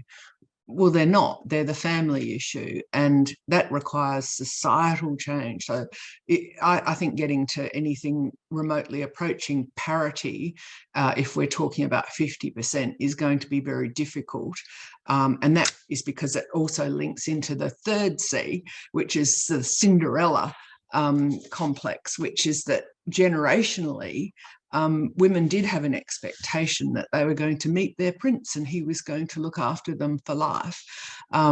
There's a story now that you say, well, you know, meeting a husband is not a superannuation plan. That's not going to necessarily be something that you can rely on. And so I think generationally, my mother did get married and cease work, and that was in fact a requirement in the public sector in Australia of women to leave work at that time. But the Australian participation rate now is obviously much higher than it was back in those times. So I think we are seeing somewhat of a generational thing. But I think because of the caring aspect and perhaps still some residual Cinderella aspect, I doubt that we're ever going to necessarily get to the 50%. I think there will always be somewhat lesser number than that. And I think Australia pitching at 40 is probably about the right kind of number at the moment. And then linking back to sponsorship, to mentorship, what you really need is a sponsor. You can be mentored to within an inch of your life, but people giving you good advice won't get you your first board role. You actually need somebody who's prepared to say, this is a person you should give a go to, and that is a sponsor, not a mentor. And so having people that have worked with you that are willing to support you into that first role is important. And going all the way back to the culture thing again, I think part of the stretch factor is because women have, like myself, potentially made this a career, whereas men might be sitting on one board and being an executive in another organisation because of women choosing to opt out, perhaps, of organisations. They've gone and they've said, okay, I'm going to be a non-exec director career, and therefore I will take on, 4 boards or something like that, 5 boards, whatever their number is.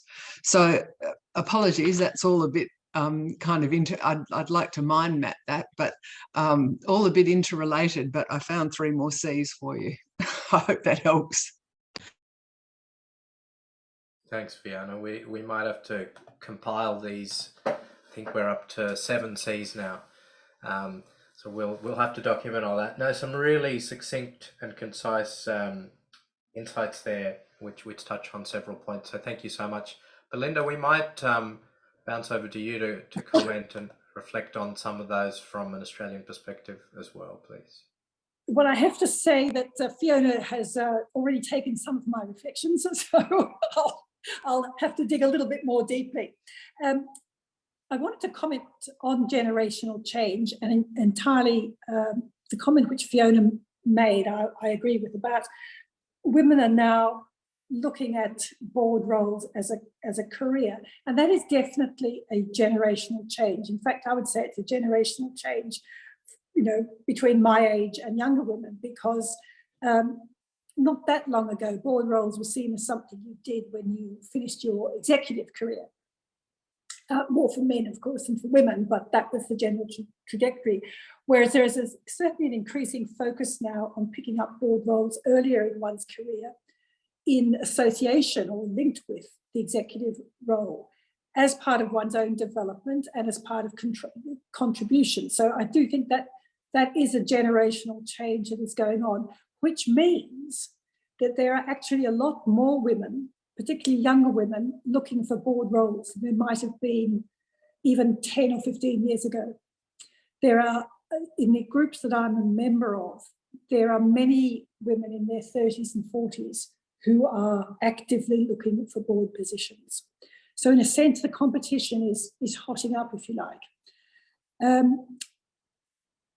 I'd also like to just remark that another aspect of generational change is it's coinciding in Australia with demographic change.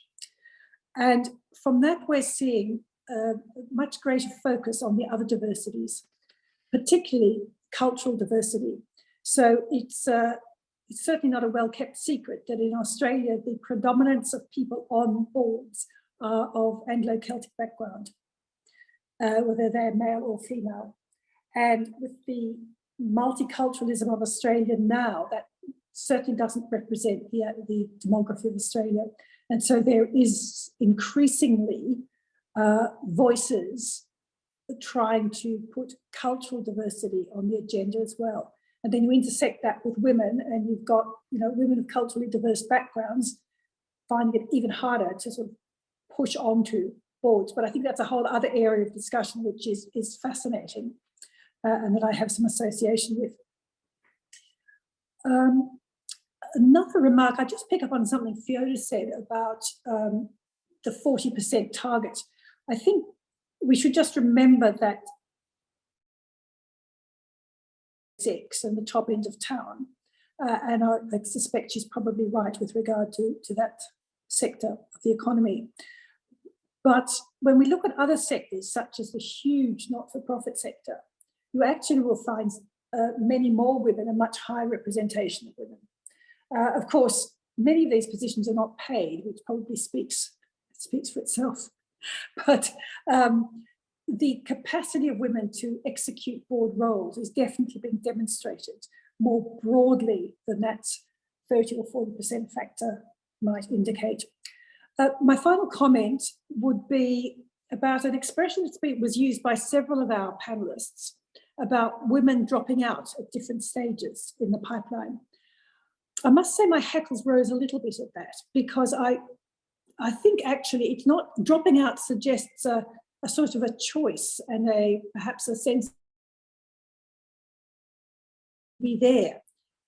But I think there's also a factor whereby women are very much given the messages that they are not the right fit, and that they are not leadership material or potential. And it's a factor, I do believe, of the way we look at leadership, which is still very much seen as a male construct and draws on attributes that are more male than female. So I'll end there, just having thrown those few things in. Thank you, Sean. Thanks, Belinda. As always, very useful contribution on a number of those cross-cutting issues. Appreciate your insights. I'll now hand it back to our Indian perspectives to Dr. Brinda.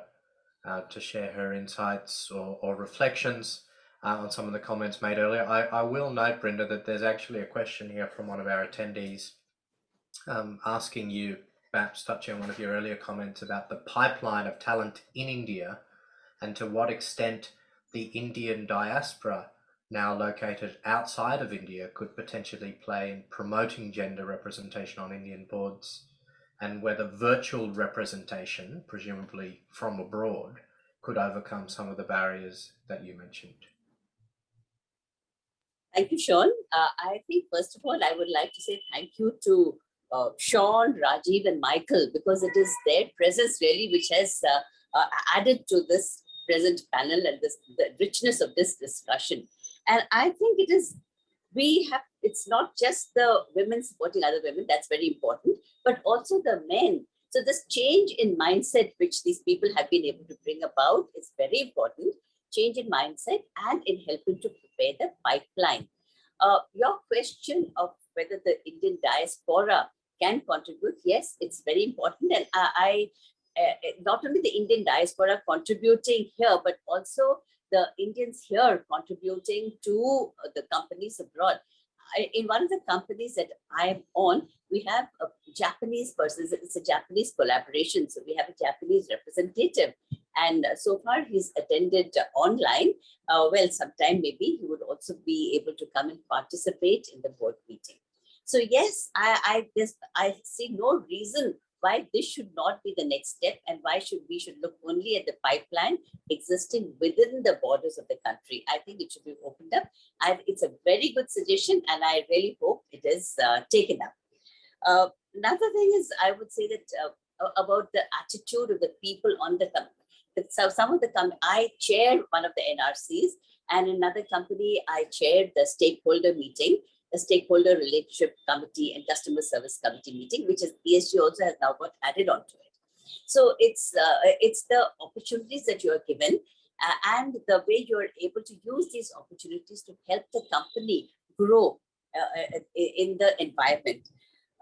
One last point that I would like to say is, let's not get too focused on the numbers.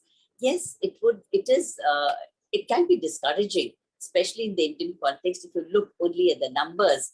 And but let's see the women who are there on the boards.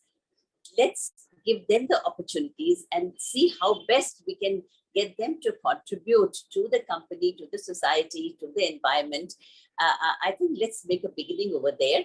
And yes, the numbers have to be increased, and they will. I'm sure it will increase as we have seen the generational change, the change in mindset, and the preparation for the pipeline. So the numbers will go up in future. Let us use the people who we have on the boards. Let us use them to the best of their ability to make a contribution to the board, so that to the company, so that the company in turn is able to make a contribution to the environment, to the society, and to the nation's economy. That's all for me, from me for now. Sean, back to you. Thanks again, Brinda. And again, thank you for answering that question from the audience, from our attendees here. I'll go to you now, Rajiv, and I might actually invite you to reflect on a comment from Brinda a little earlier, wherein she talked about the fact that we're talking about the how to increase diversity and promote diversity on boards, but let's introspect, let's reflect on the why. And the literature, you've also commented on the literature, the scholars, the commentators talk about the why being more than just equity, being more than just about fairness, with a word that Belinda used a few times, a level playing field, but also increasingly acknowledgement that diversity is good for performance. And you alluded to yourself about the finance minister even mentioning, if you want better profits, have more women, have more diversity on your board. So to what extent, as a male chair, as a male member on boards, do you think there is an acknowledgement within India that diversity is good for business? And reflecting on that, how can companies develop a roadmap and implement that roadmap to increase diversity of all kinds? But for our purposes today, women on boards, but of course diversity generally to promote both equity and better performance on boards. Well, very interesting observation. I would only say that when I was on the board heading, I felt the contribution of the women on the board and my general managers had been more significant. It was stark significant than the male general managers and the other board members. So I have very genuinely better experience. So I vouch for it. And then there are some studies, Sean, I'll just give you gist of one or two diverse studies. There is one study of HBR on the same diversity that you are talking about. They say women directors make 3 specific contributions that men are less likely to make. I have seen that. They broaden board's discussion to better represent the concerns of wide set of stakeholders, including employees and customers and the community at large. They can be more dogged for than man in pursuing answers to difficult questions. They tend to bring a more collaborative approach. This is the point, more collaborative approach rather than confrontation to leadership, which improves communication among directors and between the board and the management. A clear shift occurs when boards have 3 or more women. We have found that one woman makes some difference. Sometimes she feels isolated, alone. 2 makes definitely improvement. And if there are 3 or more, they really never feel ignored and or isolated. It is supportive, dynamic atmosphere, less combative, more collaborative. You can see the guys decompress from their normal, very aggressive style. The culture change improves the board's overall performance, and the results have been seen wherever it has been tried. The goal should be not just to increase the number of boards that include women, that is one, but to increase the number of women on the board. I am very strong protagonist of this culture. ILO, just a little, study the results only I'll talk about, that 2 countries have taken the same approach, no 2 countries. Now, like in UK, they have gone for suasion, the persuasion. There were no pressure and they reached to more than 30% within, say, 5 years. Australia also went by, the quarterly reporting, awareness building, collaboration with support. The Kenya also did the same. Norway was the first country globally to adopt a gender quota requiring a 40% female, and it happened. Italy, it passed in 2011. Italy said that 33% is compulsory, and within no time they reach. I have the graph and the data. Now this says both debates on quotas and voluntary targets, they work. We need to walk the talk. Whether it is voluntary targets or whether it is a quota, both can work. Now, last is the IIM Ahmedabad professor Promila Agrawal with a research associate, Mr. Moksh Garg, giving a very new study that says corporate boards, number of women directors on corporate boards from 6% in 2014, they have gone to 17% in 2020, but the increase in the number of women directors legally enforced reflect changing gender dynamics at the board level. It has been happening, but then there have been more independent external directors rather than independent directors who have more power and more managerial processes and outcome.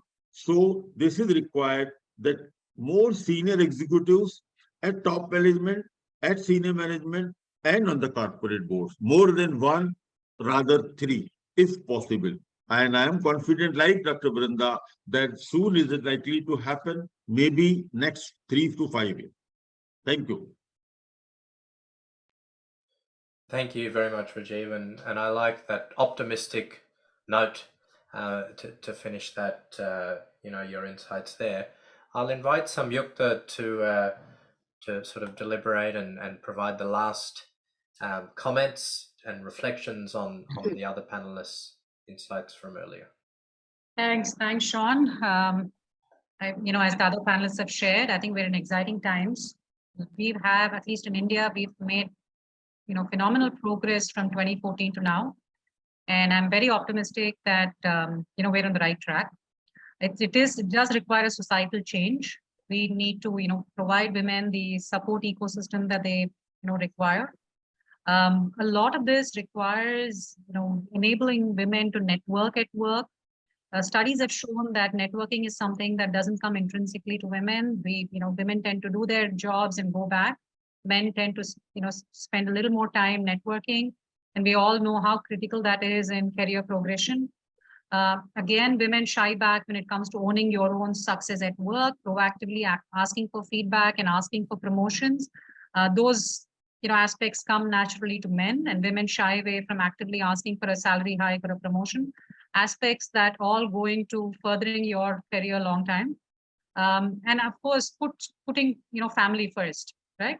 Somewhere it is, it's an accepted fact. There has been a study where if you look at C-suite participants, almost all C-suite males seem to be, have children, but not all C-suite, the percentage of women serving C-suite roles and having children is far less than the males having C-suite roles and children.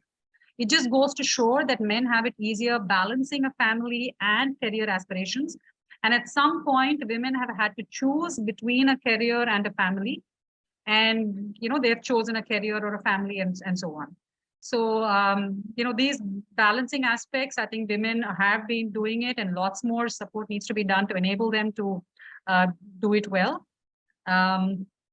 So, I'm optimistic, and I think we're on the right track. Exciting times. Thanks, Sean. Thank you, Samyukta. And indeed, that sort of reflects quite nicely on some of the comments earlier, in particular Fiona's thoughts on, I think it was the 6th or the 7th C today, and that was caring and the need that there's not just, and you said it, and a few of you have said it, not just women talking to women here. There's a need for a societal change, a cultural change on how we have these conversations, what policies we implement, and that of course includes who is part of the conversation and the dialogue moving forward, and how we can each play a part, male or female, or otherwise, on any board as an internal driver of change to promote diversity. And a few of you have also said it, diversity of all types on boards, because it's healthy, not just from a fairness and an equity perspective, but from a board performance and company perspective as well. So thank you all for those insights, and you've made my job easier in terms of reflecting on the key outcomes and of the discussions today, because I think you've done my job for me there as moderator, and frankly, I don't have much else to add, apart from acknowledging and thanking each of you for tuning in from multiple cities across 2 continents, and dialing in from a 3rd continent in North America is my colleague Divyangana, who'll give a brief vote of thanks.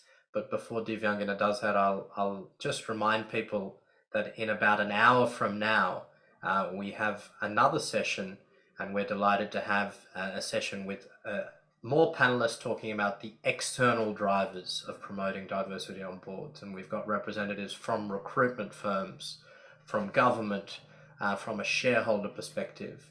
And we're hoping it'll be as interesting and insightful conversation, but from different perspectives on this very important issue. So thanks again. I'll now hand it over to Divyangana to wind up for today's session. Thanks there, Sean. Today's session was both insightful and engaging, and we're very thankful to our guest of honor, Mr. Michael Brown, for giving us his invaluable time and opening this session. We're also very grateful to the panelists and our audience for investing their time in this conference. I think a key point that is fundamental to change is culture. And challenging preset roles of women in society is critical. I think gender representation cannot be seen in isolation, but needs to be read in context of the society in which the corporate operates.